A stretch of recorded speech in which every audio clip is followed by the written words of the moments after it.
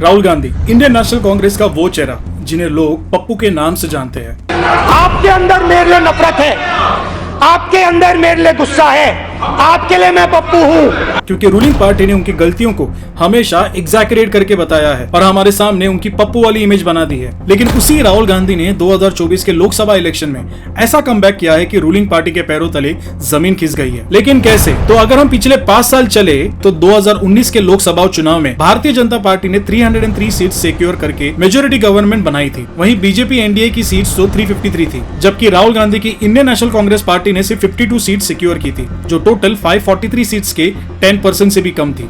इसीलिए उन्हें leader of the opposition की पोजीशन भी नहीं मिल पाई। वही कांग्रेस यूपीए ने टोटल 91 सीट्स को अपने नाम किया था।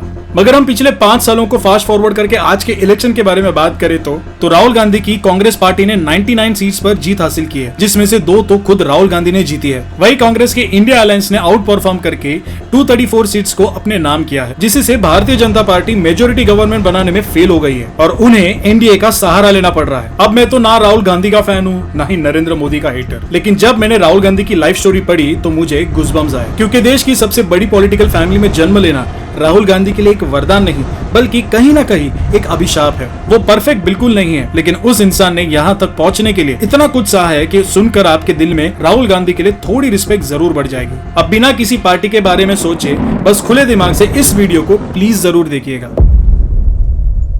कहानी की शुरुआत होती है 19 जून 1970 से, जब दिल्ली के होली फैमिली फेस्टिवल में सोनिया गांधी ने एक मासूम बच्चे को जन्म दिया, जिसकी दादी इंदिरा गांधी उस वक्त इंडिया की फर्स्ट वुमन प्राइम मिनिस्टर थी। उन्होंने अपने पोते को गोद में उठाया और उसका नाम राहुल रखा, जिसके 1.5 साल बाद सोनिया ने एक प्यारी सी बच्ची प्रियंका को भी जन्म दिया। राहुल और प्रियंका इंदिरा के कलीजे के टुकड़े थे। वो अपने पोते पोती के साथ खेलती और समय मिलने पर उन्हें रात को अपने साथ सुलाती। बचपन में राहुल गांधी ने एक शहजादे की तरह जीवन जिया, लेकिन ये खुशियां ज्यादा देर तक टिकने वाली नहीं थी, क्योंकि 1980 में जब राहुल सिर्फ 10 साल के थे तब एक प्लेन क्रैश में उनके चाचा संजय गांधी की मौत हो गई, जिसके 4 साल बाद 31 अक्टूबर 1984 के दिन राहुल की दादी इंदिरा गांधी को असैसिनेट कर दिया गया, जिससे राहुल गांधी को काफी मेंटल ट्रॉमा फेस करना पड़ा था। वहीं उनकी मां सोनिया गांधी भी इस हादसे से इतनी डर गई थी कि उन्होंने राहुल और प्रियंका को अगले 5 सालों तक होम स्कूलिंग करवाई। यानी आम बच्चों की तरह ना तो राहुल के पास कोई दोस्त थे और ना ही घूमने फिरने की आजादी। 1989 में राहुल अमेरिका पढ़ने चले गए, लेकिन उसके सिर्फ 2 साल बाद 21 मई 1991 के दिन राहुल के पिता राजीव गांधी का भी असैसिनेट कर दिया गया और राहुल अपने पिता के आखिरी पलों में उनको अलविदा तक नहीं कह पाया। सिर्फ 11 सालों में अपने चाचा दादी पिता को मरते हुए देख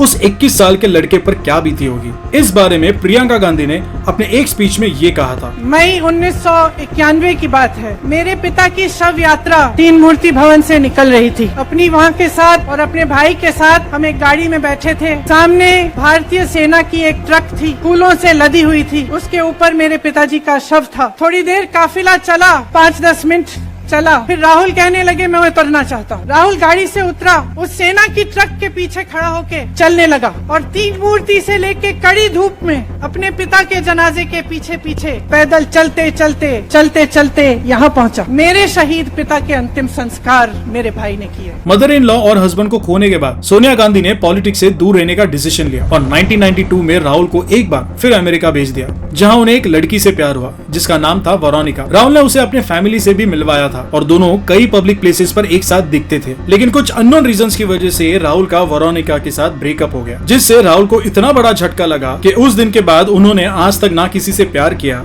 ना किसी से शादी। यहाँ भारत में साल 1997 में सोनिया गांधी ने पॉलिटिक्स में कदम रख लिया था, इसीलिए 2003 में राहुल अपनी मां को सपोर्ट करने के लिए इंडिया आ गए और यहीं से उनकी पॉलिटिकल करियर की शुरुआत हुई। हालांकि 3 ग्रेटेस्ट प्राइम मिनिस्टर की फैमिली से बिलोंग करने की वजह से राहुल से काफी हाई एक्सपेक्टेशन रखी जाती थी, लेकिन उस वक्त राहुल पॉलिटिक्स में चाय कम पानी थे, क्योंकि वो अपने दादी और पिता के साथ पॉलिटिक्स का रियल वर्ल्ड एक्सपीरियंस ले ही नहीं पाए। इसीलिए कई बार ऐसे फनी स्पीचेस दे देते कि उनका कई बार मजाक उड़ाया जाता था।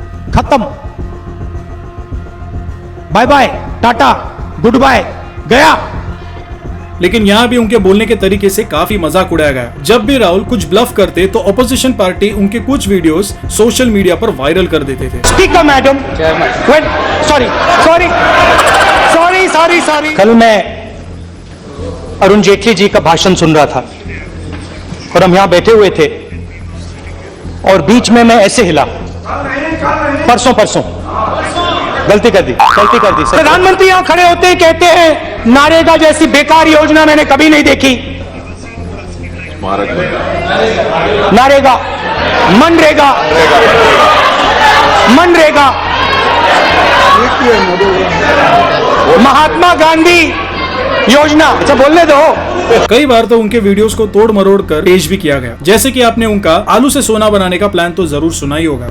ऐसी मशीन लगाऊंगा, इस साइड से आलू घुसेगा, उस साइड से सोना निकलेगा, इस साइड से आलू डालो, उस साइड से सोना निकालो, इतना पैसा बनेगा आपको पता नहीं होगा क्या करना है पैसे का। लेकिन असल में राहुल गांधी पीएम मोदी की किस बात को ट्रोल कर रहे थे, लेकिन बयान की पिछले वाली लाइन इंटरनेट की गलियों में तो कहीं तो खो ही गई। आलू के किसानों को कहा ऐसी मशीन लगाऊंगा, इस साइड से आलू घुसेगा, उस साइड से सोना निकलेगा, इस साइड से आलू डालो, उस साइड से सोना निकालो, इतना पैसा बनेगा आपको पता नहीं होगा क्या करना है पैसे का। मेरे शब्द नहीं है, नरेंद्र मोदी जी के शब्द हैं। ठीक वैसे ही रिसेंटली राहुल का एक बयान वायरल हुआ जिसमें वो कहते दिखे कि 4 जून को नरेंद्र मोदी प्रधानमंत्री बनेंगे। नरेंद्र मोदी हिंदुस्तान के प्रधानमंत्री रहेंगे। शुरुआत में मैं आपको कह देता हूं, जो बात सच है, 2024 4 जून नरेंद्र मोदी हिंदुस्तान के प्रधानमंत्री रहेंगे। लेकिन असल में वो कुछ और ही कह रहे थे। ये रही ओरिजिनल क्लिप। नरेंद्र मोदी हिंदुस्तान के प्रधानमंत्री नहीं रहेंगे। शुरुआत में मैं आपको कह देता हूं, जो बात आपको हिंदुस्तान की मीडिया कभी नहीं कहेगी, मगर जो बात सच है, 2024 4 जून नरेंद्र मोदी हिंदुस्तान के प्रधानमंत्री नहीं रहेंगे। इसी तरह राहुल कई बार ब्लफ कर देते हैं, तो कई बार उनकी क्लिप्स एडिट करके सर्कुलेट की जाती थी ताकि पब्लिक के बीच उनकी पप्पू वाली इमेज हमेशा के लिए बनी रहे। लेकिन सितंबर 2022 में राहुल ने खुद को रीब्रांड करने के लिए भारत जोड़ो यात्रा की शुरुआत की थी और 75 डिस्ट्रिक्ट्स में 4000 किलोमीटर से भी ज्यादा पैदल चलने के बाद कन्याकुमारी से शुरू हुई ये यात्रा कश्मीर में पूरी हुई थी, जिसमें राहुल गांधी ने आम जनता के साथ फेस टू फेस कम्युनिकेट किया, उनके परेशानियां सुनी और जनता को भी राहुल का वो रूप दिखा जो सोशल मीडिया पर नहीं देख पाता। भारत जोड़ो यात्रा के मास्टर स्ट्रोक से राहुल को इतना फेम मिला था कि रूलिंग पार्टी ने उन पर मोदी सरनेम के खिलाफ डिफेमेशन का केस ही कर दिया ताकि वो 2024 के लोकसभा इलेक्शन में हिस्सा ही नहीं ले पाए। और इस केस के पीछे राहुल का ये बयान सबूत के तौर पर पेश किया गया।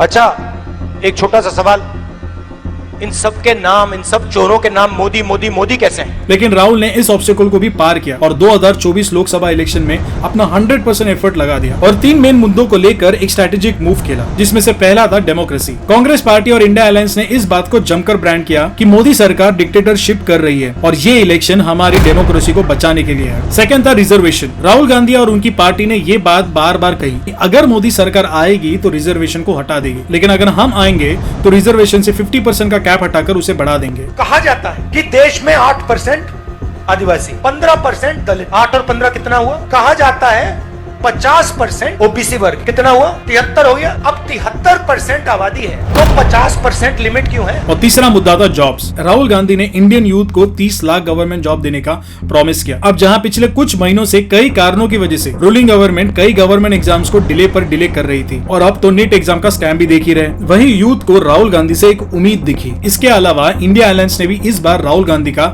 जमकर सपोर्ट किया और भारत जोड़ो यात्रा के बाद इलेक्शन के दौरान भी राहुल जनता से मिलने पहुंच जाते थे, जिससे जनता को उनसे ह्यूमन कनेक्शन फील हुआ। इसके अलावा जनता का बड़ा हिस्सा रूलिंग गवर्नमेंट से नाराज था, इसीलिए उन्होंने फिर से पुरानी गवर्नमेंट को वापस लाने का डिसीजन लिया। यानी यहाँ बीजेपी से नाराजगी भी आईएनसी के फेवर में गई। नतीजे राहुल गांधी खुद वायनाड और रायबरेली से 3.5 से 4 लाख मार्जिन वोट से इलेक्शन जीते, जबकि वाराणसी में नरेंद्र मोदी का मार्जिन 5-6 लाख से कम होकर सिर्फ 1.5 लाख का हो गया। और इस बार की गवर्नमेंट में हमें एक स्ट्रॉन्ग ऑपोजिशन कैंडिडेट मिला। तो दोस्तों, राहुल गांधी की इस स्ट्रगल टू सक्सेस स्टोरी को लेकर आपकी क्या राय है और इस बार पार्लियामेंट में स्ट्रॉन्ग ऑपोजिशन आने का देश के लिए बेनिफिशियल होगा या नुकसान? कमेंट करके मुझे जरूर बताइए। वीडियो पसंद आई है तो इसे लाइक और शेयर करके हमें सपोर्ट कीजिए और ऐसे ही अनबायस्ड वीडियोस देखते रहने के लिए इस चैनल को सब्सक्राइब कीजिए। मिलते हैं अगले वीडियो में, तब तक के लिए धन्यवाद। जय हिंद।